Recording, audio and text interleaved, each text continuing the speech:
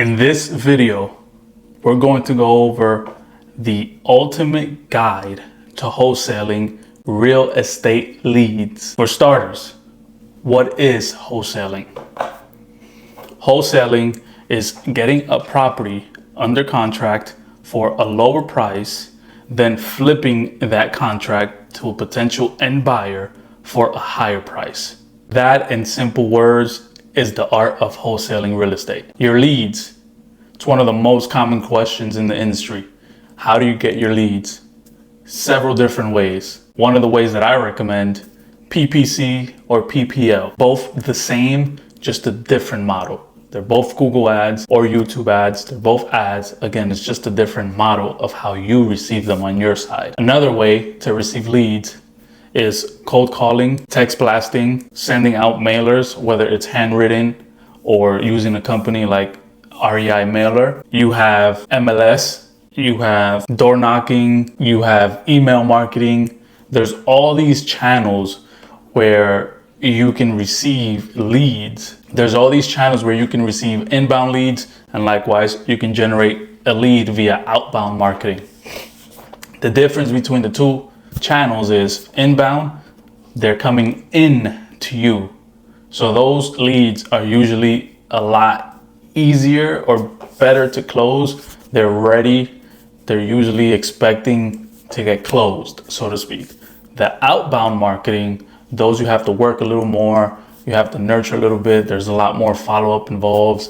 Will you get lucky? Absolutely. But there is more work with the outbound lead generation model. And so I always prefer inbound PPC, PPL. Any sort of inbound marketing, exclusively I prefer PPL, PPC model. You have your leads. What exactly do you do to wholesale this real estate lead? It's really 5 steps, 5 questions. Step 1, right, is generate the lead. It's an inbound lead. Step 2 is retain that lead. When it comes to you, what you do with that. So either it goes into your CRM, it goes into your spreadsheet, whatever. Step 3 is to contact that lead, of course, right? Step 4 is to underwrite that deal. And step 5 is to send the contract and then disposition that. So really 5 to 6 steps, A through Z.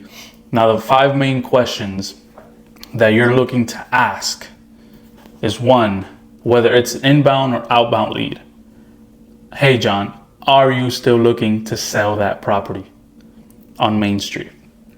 If they say yes, perfect. If they say no, perfect. Let's move on to the next one.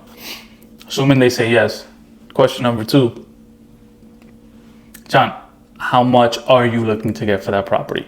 You'll be surprised, about 90 to 95% of folks give you the right price as soon as you ask that question, because they are shocked that you're asking it up front. There's no rapport building, there's no nothing. It's just straight to the point. Question 3, tell me a little bit about the property. What's going on there? And then at this point, it's just like when you give an offer. You shut the fuck up. You just let them talk. Now, depending on the seller you deal with, you may deal with a red seller that's like, good condition. What do you mean? Explain. Very straightforward. And that's when you adjust and tailor your verbiage. And you just go in, okay, what's the condition? How much do you want? You have to match their tonality and their personality. And so those are far and few between. Not every call is a red seller. But once you ask that question, it's a perfect time to get into the underwriting phase, where I made a video where you can use Zillow as well. You can use PropStream to underwrite.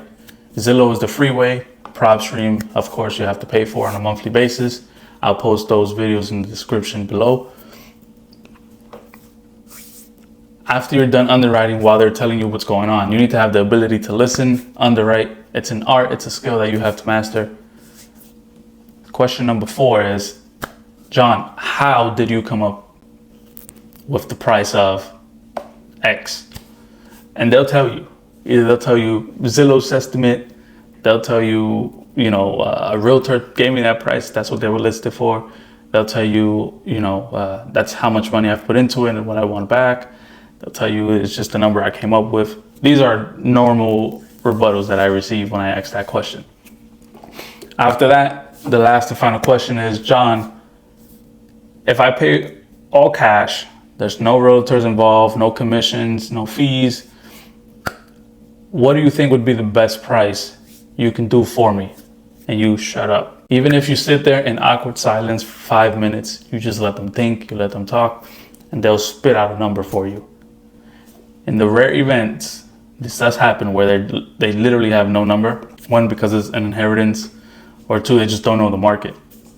And so those folks, you have to tailor the conversation a certain way, because though they may not have a number, they may know that, hey, if you hear 100,000, that may be a little too low just because what they've been told by others.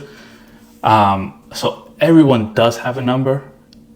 You just have to get it out of them somewhere, somehow. Every time someone tells me, well, I don't know, I don't have a number, I usually play around and I throw like $1 offer, let them laugh. Or I ask them straight up, well, how do you know what a good number is? I mean, if I offer you 100,000, how do you know that's a good number, right? That always gets them.